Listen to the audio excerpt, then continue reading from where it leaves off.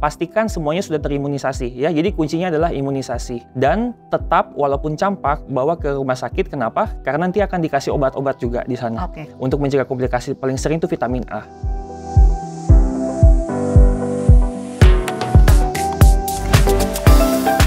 Hai Dokter Christian. Hai Dani, apa kabar? Sehat-sehat, terima kasih banyak sudah bertanya. Dokter juga sehat-sehat? Iya, sehat-sehat.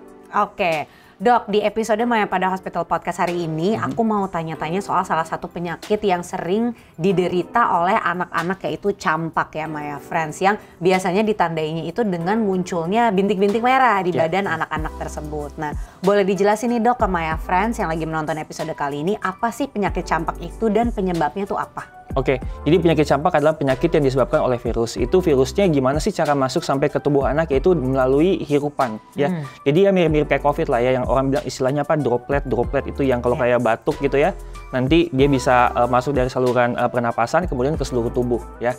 Nah, si virus campak ini dia akan membuat kayak semacam ruam-ruam merah di seluruh tubuh gitu. Nah, pernah kepikir nggak sih kenapa sih cuman ruam-ruam doang kok kita takut banget gitu ya sampai vaksinnya ada gitu ya?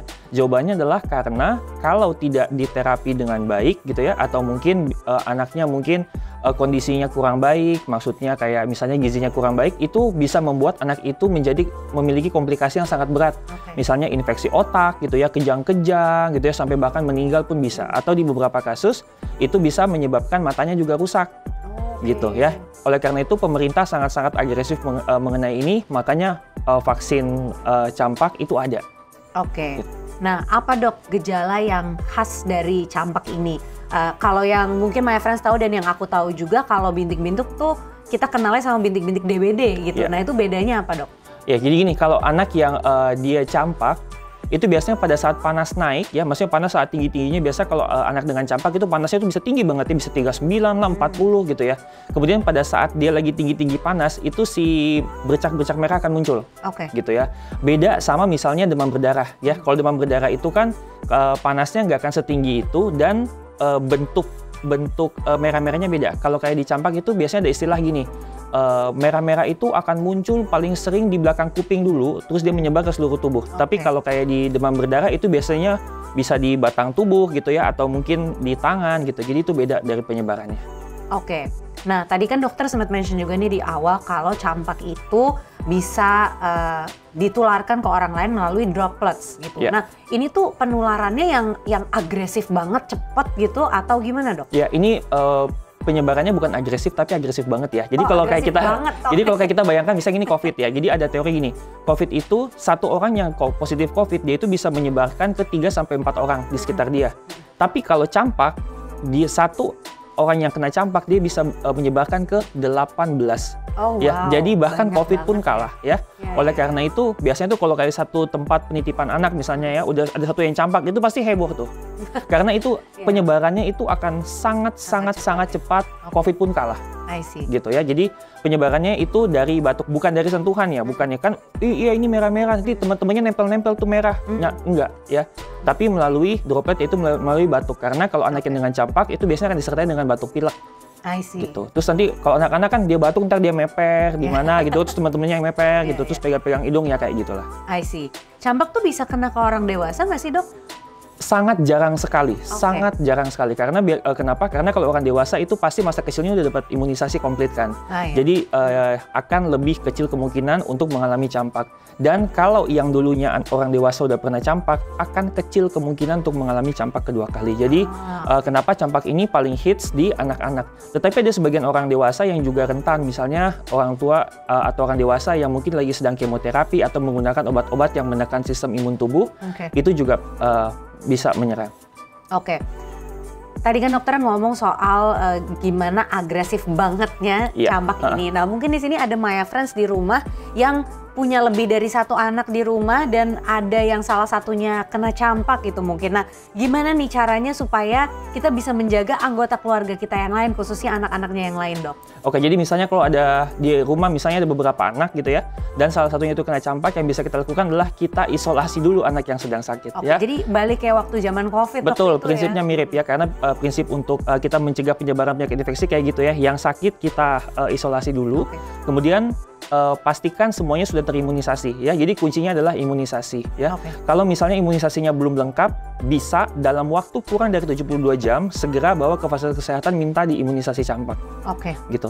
Jadi kuncinya adalah gitu ya, kita isolasi yang sakit, kemudian kita pastikan dulu nih anak-anak yang lain di sekitarnya apakah imunisasinya sudah lengkap atau belum.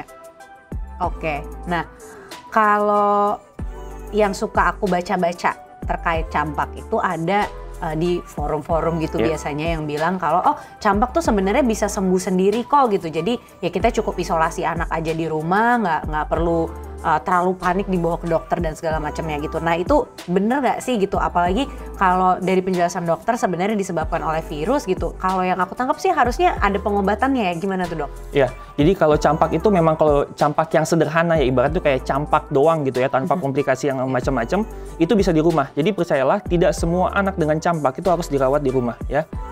Harus di rumah sakit maksud saya ya.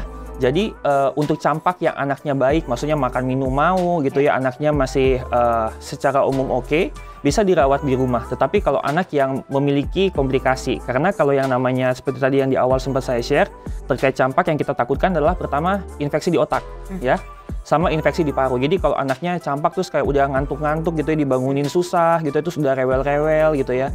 Terus diajak ngomong nggak nyambung gitu ya, terus atau napasnya kayak rasanya sesek, tidak nyaman, itu harus dibawa. Kenapa? Karena itu sudah ada komplikasinya dan itu yang harus dirawat gitu. Jadi apakah bisa sembuh sendiri di rumah? Iya, kalau emang udah dipastikan ini campak saja. Tapi kalau udah ada komplikasi yang lain, maka perlu dibawa ke rumah sakit. Dan tetap walaupun campak, bawa ke rumah sakit. Kenapa? Karena nanti akan dikasih obat-obat juga di sana. Untuk mencegah komplikasi paling sering itu vitamin A. Vitamin A. Ya. Oke dokter, pertanyaan terakhir dari aku. Apakah ada hal-hal yang bisa kita lakukan untuk mencegah supaya anak-anak kita nggak terkena campak, atau kalaupun terkena campak yang sakitnya tuh nggak terlalu berat gitu? Apakah ada imunisasinya? Tadi kalau nggak salah dokter sempat mention sedikit ada ya? Betul, imunisasinya itu ada dan pastikan imunisasinya harus dapat ya. Karena ini merupakan imunisasi yang udah lama banget ada gitu ya. Imunisasi udah lama banget ada berarti kita semua udah tahu ini bahaya banget, makanya udah dari dulu lama ada gitu ya. Kemudian yang kedua adalah gini, usahakan Bapak Ibu Maya Friends di dalam WA group gitu ya, ada yang WA group yang kelas. Jadi kalau ada yang sakit semua tahu, gitu ya. Karena kalau misalnya ada yang sakit nih, terutama misalnya kayak di tempat penitipan gitu ya, mama orang tuanya kerja gitu ya. Nanti ada satu yang sakit campak, itu semuanya harus tahu kenapa, buat dikejar imunisasinya, gitu ya. Oleh karena itu komunikasi sesama orang tua juga penting. Gitu. Nggak jadi pertanyaan terakhir karena aku ada penasaran lagi. Biasanya imunisasinya untuk umur berapa dok? Dimulai dari umur 9 bulan. Dari umur 9 bulan. Ya. Dan yang penting adalah gini, ketika imunisasi jangan lupa bukunya jangan hilang ya. Karena kalau buku hilang nanti dokter, perawat, bidan semuanya bingung udah imunisasi apa belum ya. Jadi make sure bukunya itu begitu imunisasi kan ditandain nih, bisa dicentang gitu tanggal.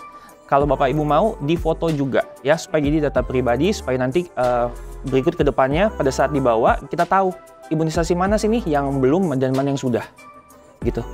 Oke, siap. Terima kasih banyak Dokter Christian atas waktunya ngobrol-ngobrol. Dan my friends, terima kasih banyak sudah menonton episode ini hingga selesai. Jangan lupa untuk subscribe YouTube Mayapada Hospital dan jangan lupa juga di like, comment, dan juga share konten ini. Dan juga jangan lupa untuk follow Instagramnya Mayapada Hospital dan juga TikTok di @mayapada hospital. Salam sehat Maya Friends, sampai jumpa.